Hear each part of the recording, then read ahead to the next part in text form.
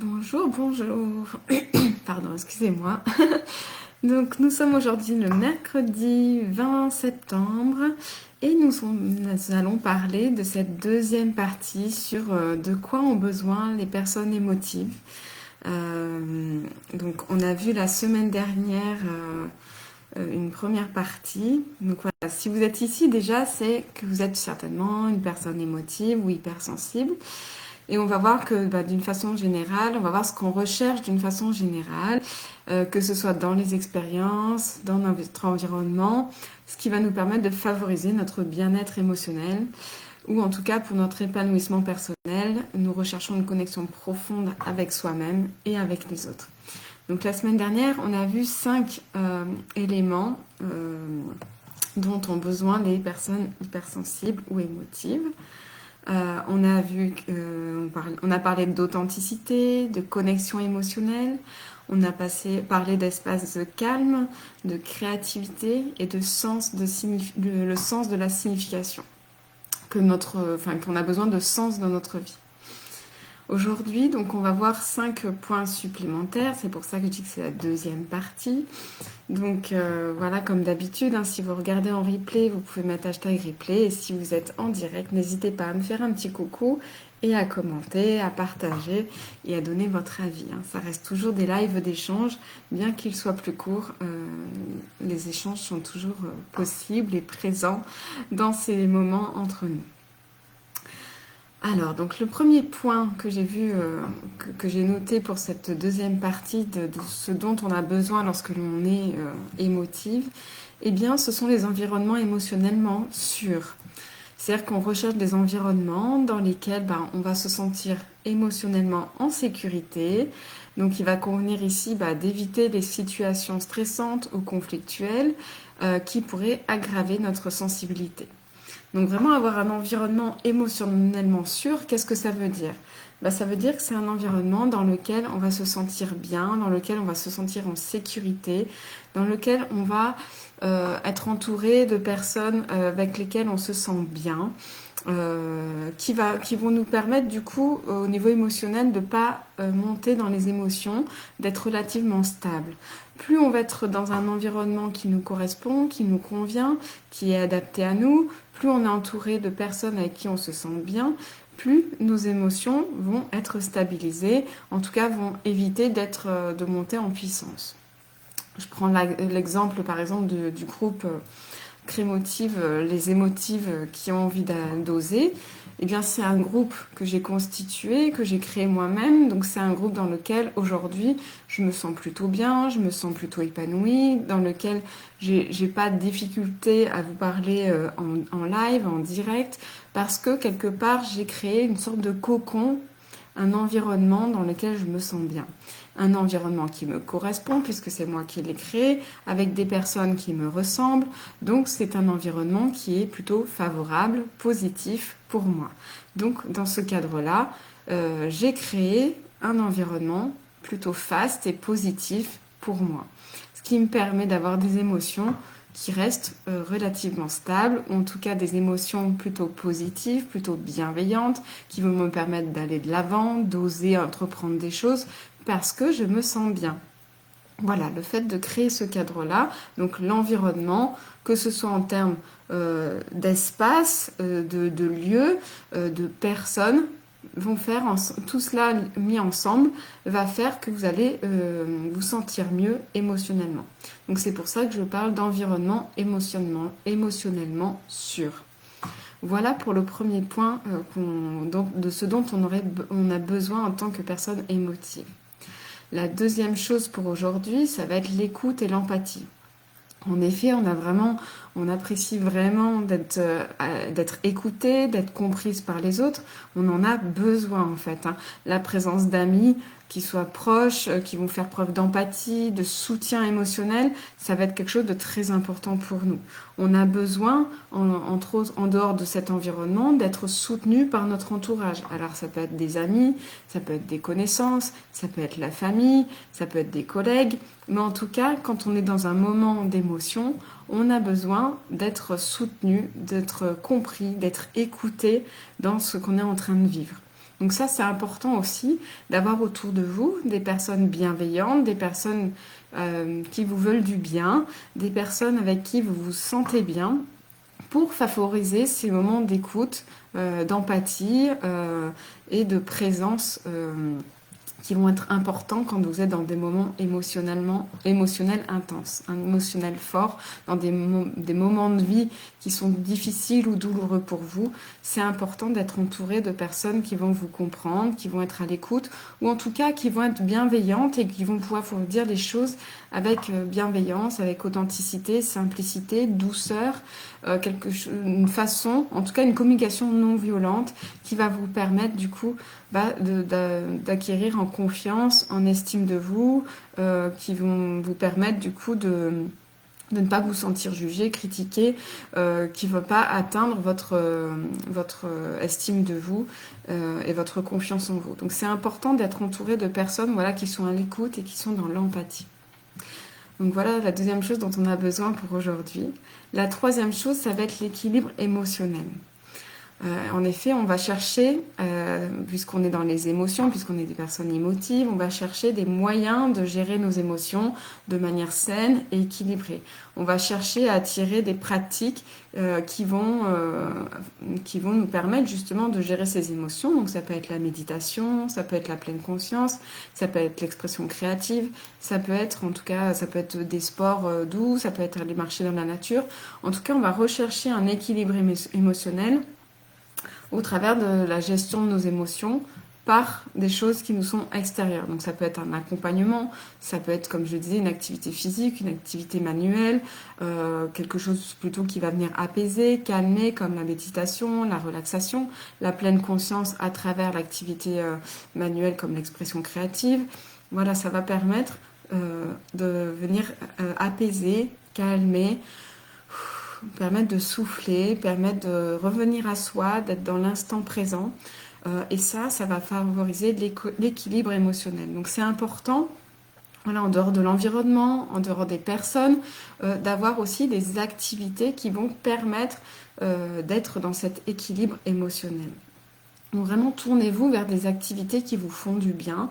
Tournez-vous vers des personnes qui vont être en mesure de vous accompagner, de vous aider, de vous coacher, d'être dans l'attention, de vous apporter un cadre, un environnement qui soit propice pour vous, qui vont vous apporter une écoute, une empathie, une bienveillance qui vont être bénéfiques pour vous. Et du coup, par cette occasion, qui vont vous permettre d'être dans un équilibre émotionnel. En tout cas, qui va favoriser votre équilibre émotionnel. Le quatrième point qu'on va voir aujourd'hui, ça va être les relations profondes.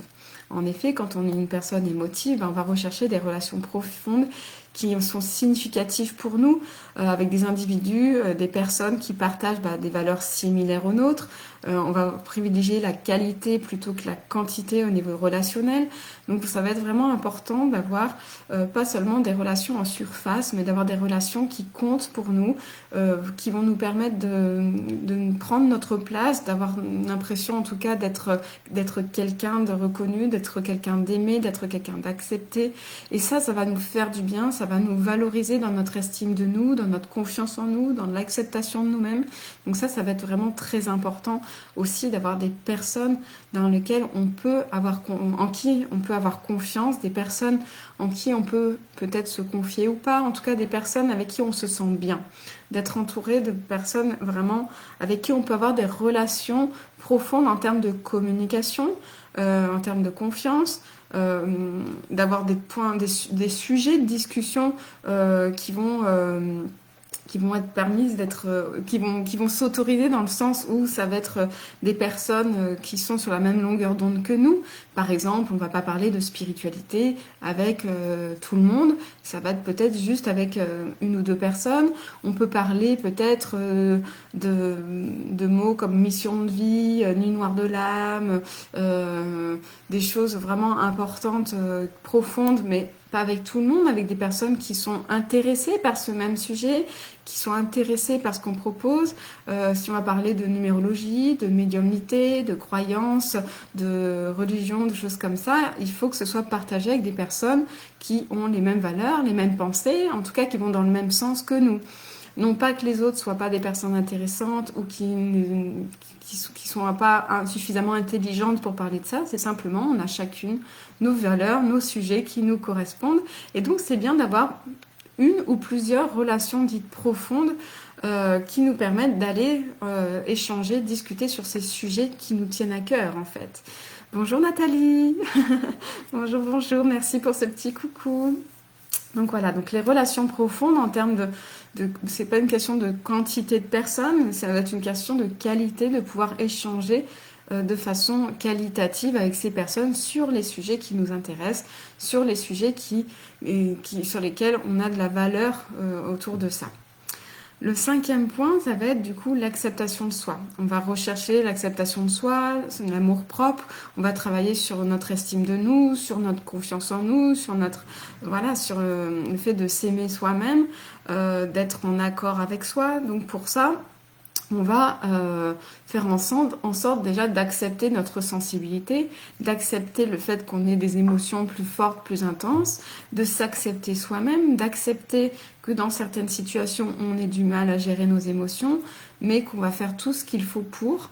En tout cas, être dans l'acceptation de soi, que ce soit en termes de notre corps, de notre mental, de nos émotions, de notre spiritualité, de tout ce qu'on a, être dans l'acceptation de soi. Donc c'est vraiment important de s'accepter soi-même pour être accepté par les autres, pour favoriser ces fameuses relations profondes dont on a besoin, pour favoriser cet équilibre émotionnel dont on a besoin, pour favoriser l'écoute et l'empathie de la part des autres, et pour favoriser un environnement qui nous convient et qui est propice à l'équilibre émotionnel et à l'acceptation de soi. En tout cas, tout ça, c'est lié de toute façon, tout s'entremêle, tout est en symbiose. Hein. C'est important, donc si je reprends les 5 points aujourd'hui, ça va être important donc d'avoir un environnement émotionnel qui soit sûr, qui soit favorisant pour nous, dans lequel on se sent bien, dans lequel on se sent en sécurité. Ça va être important d'avoir l'écoute et l'empathie des personnes qui nous entourent. Ça va être important d'être dans un équilibre émotionnel à travers des activités manuelles, physiques, méditation, pleine conscience, être dans l'instant présent, de façon à être dans cet équilibre émotionnel.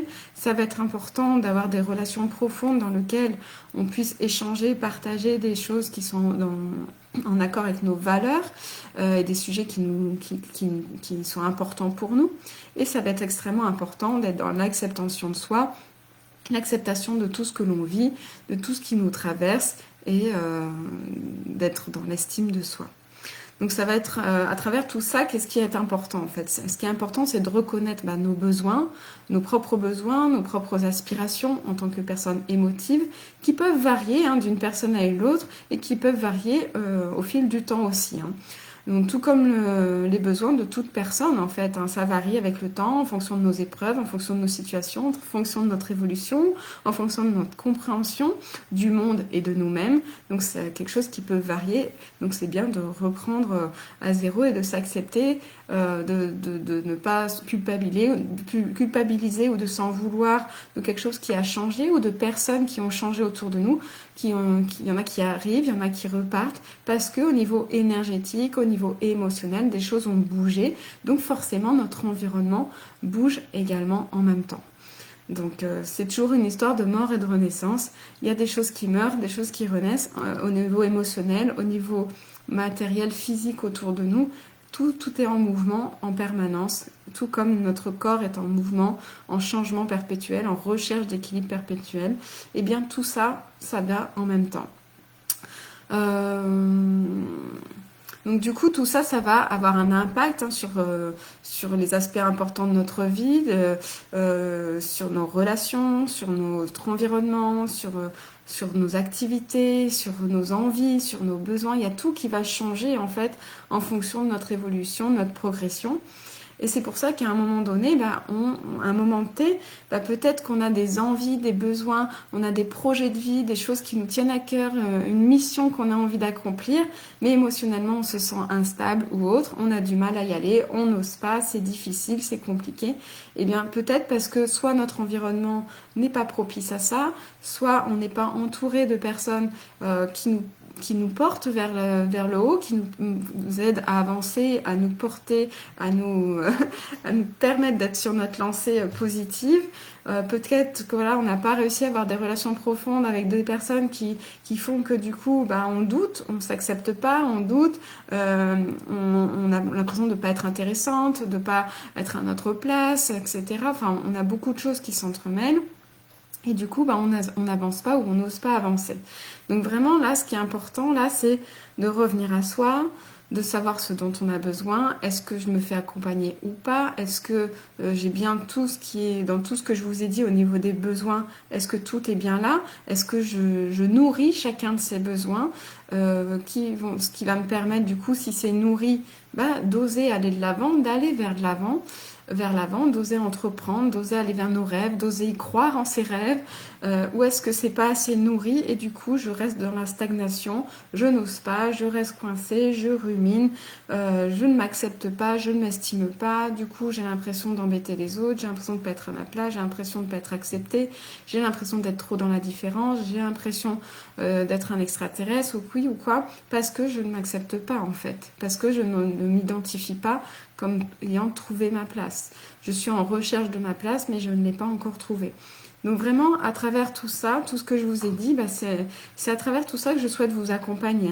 Essayer de trouver un sens à tout ça, de trouver un sens à vos émotions, à ce qui vous perturbe, à ce qui vous chagrine, à ce qui vous bloque, de façon à vous permettre de trouver un équilibre qui va vous permettre ensuite d'oser aller de l'avant et d'aller de l'avant. Donc vraiment, c'est ce que je souhaite partager avec vous au travers de mes accompagnements et au travers de ce groupe, de vous apporter un peu tous ces besoins qu'on a vus au travers de ces 2 lives. Donc que ce soit en termes d'authenticité, de connexion émotionnelle, de vous apporter un espace calme, de favoriser votre créativité, de trouver un sens à tout ce que vous faites, de vous en mettre dans un environnement favorisant, en sécurité, au travers des séances de groupe, d'être dans un environnement qui est propice aux échanges, au partage, à l'écoute, à l'empathie, ce qui va vous permettre de favoriser votre équilibre émotionnel, de peut-être rencontrer des personnes avec qui vous allez avoir des relations plus profondes parce que vous pourrez parler des choses qui vous tiennent à cœur. Et du coup, vous allez vous permettre de vous accepter, d'être dans l'estime de vous, dans la confiance en vous, pour aller oser entreprendre, aller vers votre projet de vie, votre mission de vie, votre objectif, votre envie du moment, pour aller vers ce dont vous avez besoin ou envie.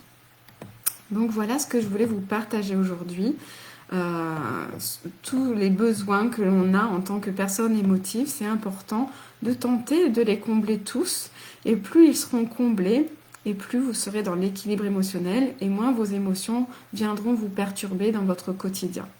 Donc vraiment, c'est en ce sens que je souhaite vous accompagner, vous guider dans votre quotidien, en tout cas dans l'espace du temps que nous échangeons, que nous sommes en contact, que ce soit ici dans ce groupe, que ce soit au travers de mes publications, que ce soit au travers de l'accompagnement que je vous propose. En tout cas, je souhaite vous accompagner en ce sens.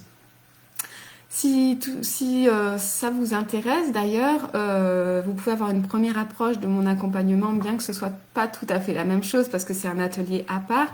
Je vous invite donc demain à 16h au Festival de la Néo-Spiritualité pendant lequel je vais en live vous proposer un atelier d'expression créative qui va vous permettre déjà d'avoir une première approche de comment je fonctionne, de ce que je peux vous proposer, de qu'est-ce que l'expression créative et comment vous pourriez l'utiliser dans votre quotidien.